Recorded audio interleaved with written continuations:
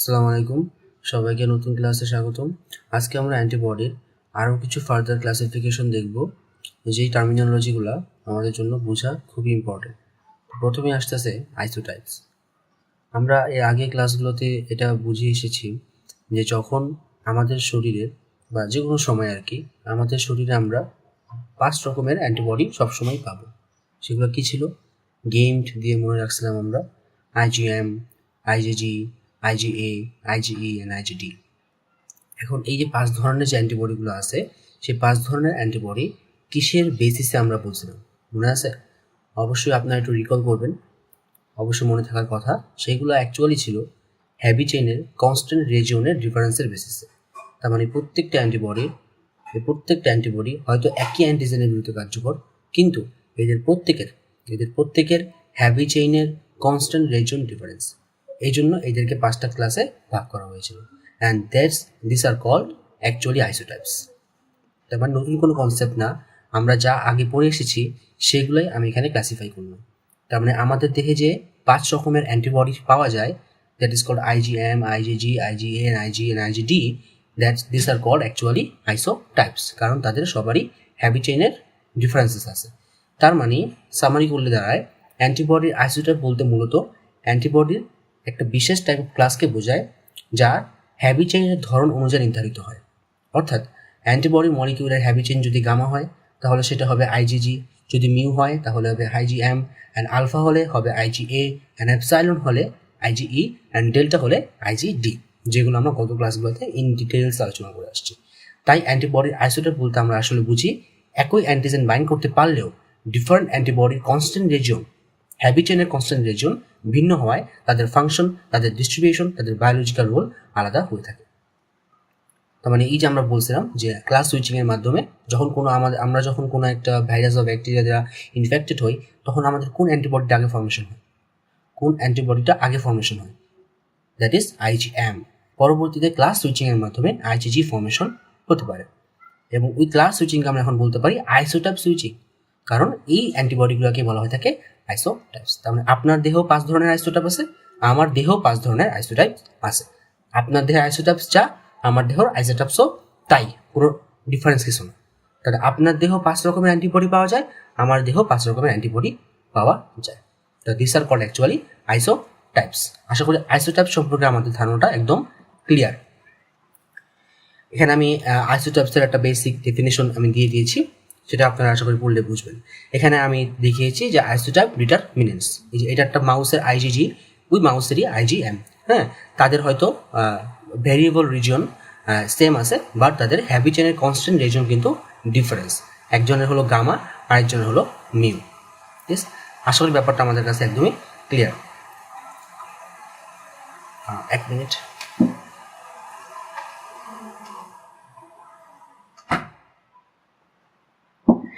দেন এখানে আমি একটা কথা বলছি যে অল হিউম্যান আইসোটাইপস আর সেম, তাই না? কারণ আপনারও যে আইসোটাইপস আছে, আমারও ঠিক একই ধরনের আইসোটাইপস আছে।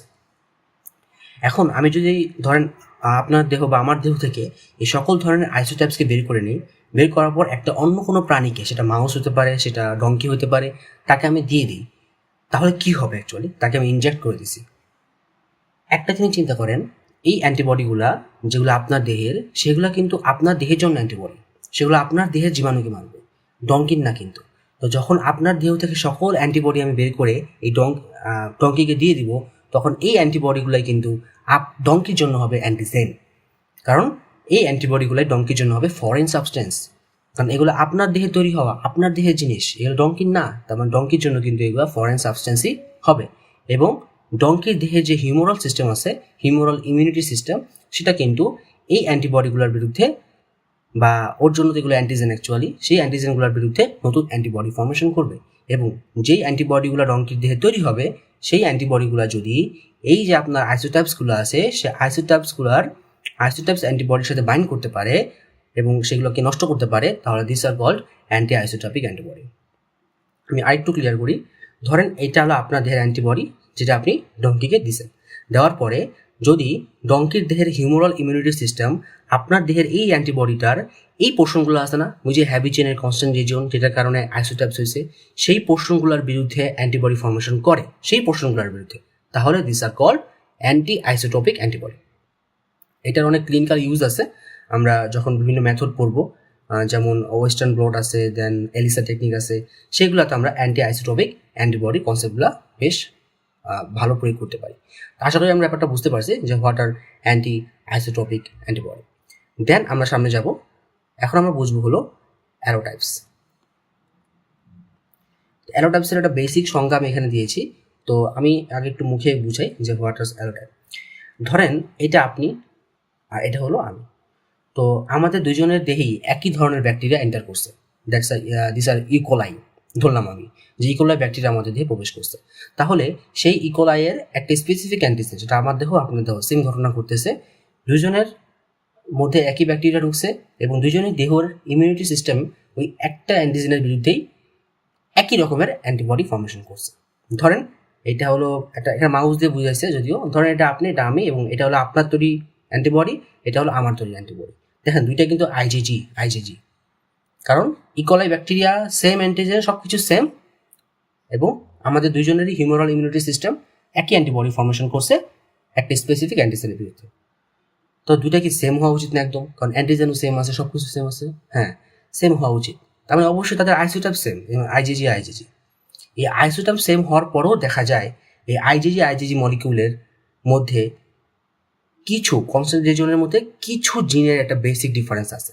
এটা আপনারও আছে, আপনারটা একরকম, আমারটা একরকম। যেমন দেখেন এখানে এটাও আইজিজি, দুইটি একই অ্যান্টিজেনের বিরুদ্ধে তৈরি হয়েছে, দুজনের হাইপার ভেরিয়েবল রিজন সেম, কিন্তু তাদের আপনার কনস্ট্যান্ট রিজিয়নগুলোতে, সেটা লাইট চেনের কনস্ট্যান্ট রিজিয়নও এবং হ্যাভি চেনের কনস্ট্যান্ট রিজিয়ন, দুই জায়গায় হতে পারে, সেটার মধ্যে কিছু ডিফারেন্স আছে। দেখেন তো এখানে আপনারটা হলো এরকম আর আমারটা হলো এরকম, পরেরটা ঠিক আছে।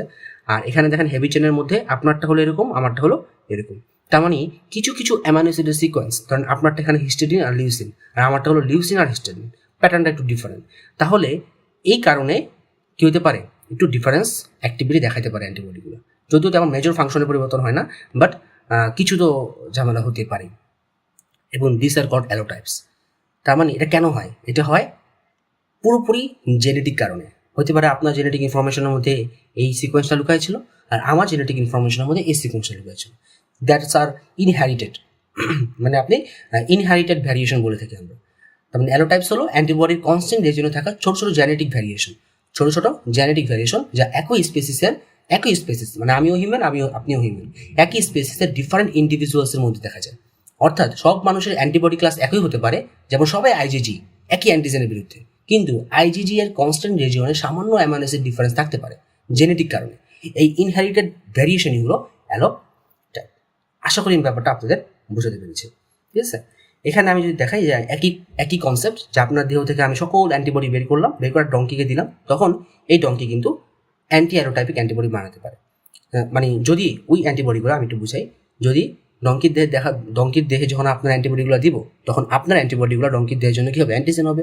তখন ডঙ্কির দেহের হিউমারাল ইমিউনিটি সিস্টেম যদি এই অ্যান্টিবডিগুলার এই অ্যালোটাইপসকে টার্গেট করে বানায়, তখন সেগুলো হবে কি অ্যান্টি অ্যালোটাইপিক অ্যান্টিবডি, অ্যালোটাইপিকে বাইন্ড করবে, তাই না।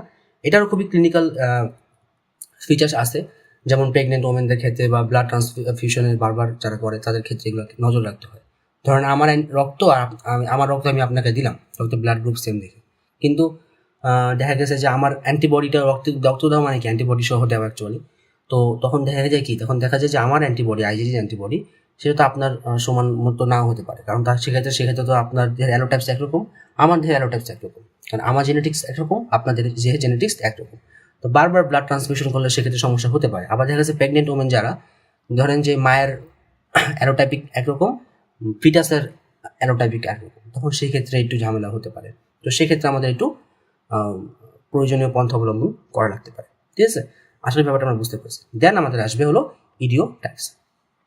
ইডিওটাইপস ব্যাপারটা একদমই নর্মাল অ্যাকচুয়ালি, যে আমরা কিন্তু আশা করি বুঝতে পারছি যে আইসোটাইপস ছিল 5টা মেজর ক্লাস, কিসের বেসিসে, হ্যাভি চেইনের কনস্ট্যান্ট রিজিয়নের বেসিসে, যেগুলো আমরা আগেই পড়ে আসছি, জাস্ট নতুন একটা নাম দিলাম, দিস কল আইসোটাইপস।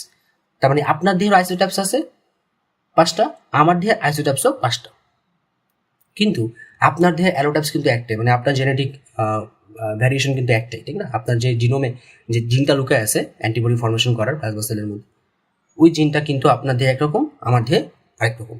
তার মানে আপনার এক ধরনের অ্যালোটাইপিক, আমার এক ধরনের অ্যালোটাইপিক, ঠিক আছে। কিন্তু এখন আসে ইডিওটাইপস। ইডিওটাইপস আসলে কি? ইডিওটাইপস হলো আমরা যখন বলি যে কোনো একটা প্যাথোজেন যখন আমাদের শরীরে আক্রমণ করে, আমরা কিন্তু এগুলো আগে অনেক পড়ে আসছি ডিটেলস, তো এই জন্য আর কি আমি এখন মুখে মুখে বলতেছি আপনাদের।